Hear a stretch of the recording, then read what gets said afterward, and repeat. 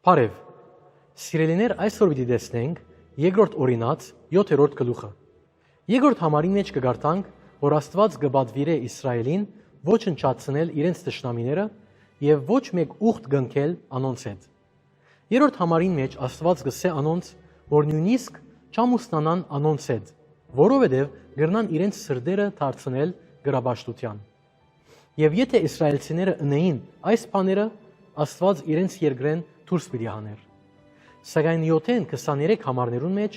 Աստված կհաստատե իր սերը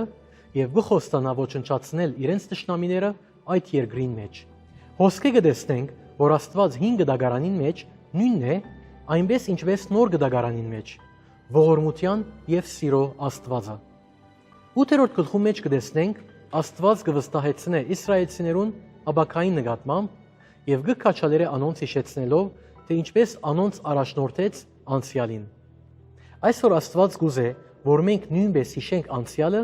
եւ թե ինչպես անմիշտ մեզի հետ եղած էր։ Եթե Աստված քեզի առաջնորդած է մինչեւ այս բահը, վստահ եղիր, որ ան պիտի շարունակի առաջնորդել քեզ։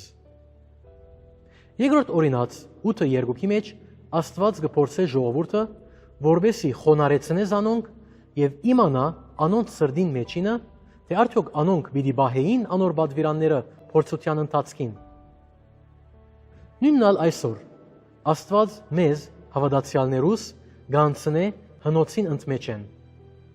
Երրորդ համարը գսե, որ մարդ միայն հացով չաբրիր, այլ դերոջը փերնեն ելած ամեն խոսքով։ Հիանալի է այս մեկը եւ մեզ մեկը բանջե վստահիլ։ Եվ այսպիսով, սիրելիներ, Աստված մեզ օրհնած է շատ մգերբերով, նյութական նաեւ հոգեվոր։ Ան արադացեր նորեն գուդա երկու քնալ, որովհետեւ մենք նախ հասկանանք, թե որքան բարի է Աստված եւ նաեւ որ Աստծո խոսքը իսկական կանցն է։ 4-րդ համարը հրաշալի արտահայտությունն է, որ գսե այդ 40 տարին անոնց վրայեն լատերը չհինցան ու անոնց ոտքերը չուրեցան։ Գտեսնենք միջին արևելքին մեջ դարածված հիվանդությունն էր ոտքի ուրեցքը եւ փերիփերին, փորփոքումներ, որ կառաջանան վիտամիններու եւ սննդի բագասութենեն։ Բայց Աստված այդ բոլորը ապահովեց մանանայով, որ ամեն օր կդրվեր։ Մանանան այստեղ կնմանի Աստծո խոսքին, որովհետեւ Աստծո խոսքը գլեցնե մեր բոլորին անհատական գարիքները։ Գտեսնենք նաեւ 6-րդ համարին մեջ Իսրայելին խոստացված երկրավոր օրհնությունները,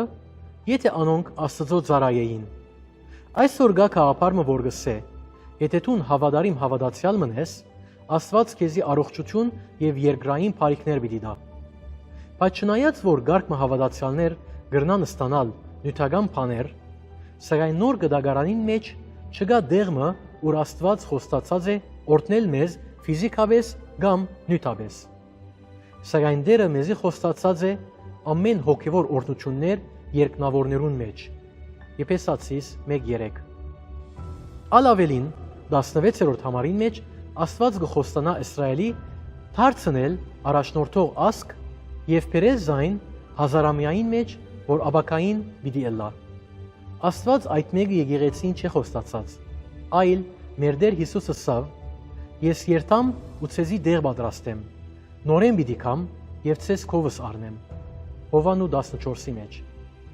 Այսօր, որպես հավատացյալներ, մեր հույսը կգայանա Քրիստոսի երկրորդ գալուստին վրա, որ մեզ այս աշխարհին պիտի վերցնե։ Բայց Իսրայելի հույսը այս աշխարհի մեջ է, երբ Քրիստոս թագավոր է հազարամյային։ Այս եւս բանն է, որ մենք պետք է այսօր զանազանենք Իսրայել ասկին եւ եկեղեցին միջև։ 20-րդ համարին մեջ Աստված կզգուշացնե անոնց ըսելով. ես ցեզ պիտի տնեմ այդ երկրի մեջ եւ եթե ինձի հնազանդիկ, պիտի օրհնեմ ցեզի, բայց եթե չհնազանդիկ, ցեզ պիտի գործընծնեմ, ինչպես որ գործընծուցի այն ասկերը, որոնք նախաբես այդ երկրին մեջ էին։ Իրականության մեջ Աստված Իսրայելի հետ ավելի խիստ կվարվեր, քան նախաբես այդ երկրի մեջ գտնվող ասկերուն հետ։ Սիրելիներ, Տերը կպատժե, կխրադե անոնց որ կսիրե։ Կրնակ նայել Եբրայեցիս 12:6-ը։ Գիտեք ինչու։ Որովհետև անոնք, որոնք առաջնորդվին Տերոջմե, կգալեն լույսի մեջ։